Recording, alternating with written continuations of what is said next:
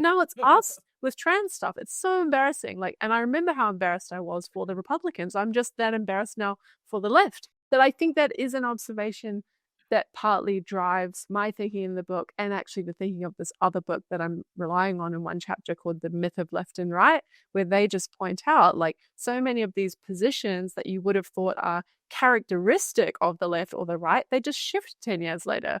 And the whole thing is just such like shifting sands, unstable nonsense. It's really hard to get a grip on any principle or ideological commitment. So if this whole spectrum and an idea of positions is kind of nonsense anyway, why are you being so tribal about it and yelling at other women who try to do something helpful to make a change because they don't do it with your people? That's just annoying.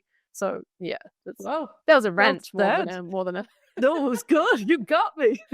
I want to ask you, because I didn't know that. Has there been shifting sands? Is there in history, that right wing was free speech in another era and left wing? Yeah. You know what I mean? Because there was obviously Russia. Yeah. Yeah. I didn't know and it's so interesting when you look at all the evidence, which this book I mentioned, these two political scientists, or one political scientist and one other, can't remember. They just put a whole lot of evidence like that together of like, oh, the Republicans were for foreign intervention under this little regime, but then when it changed, then they were anti. Like it's so many things that you might have named as the heart of left or right within that party system that are just absolutely not stable. And yeah, for me, I didn't know that. Yeah, and it is interesting because it's also like, man, people really invoke those categories absolutely all the time.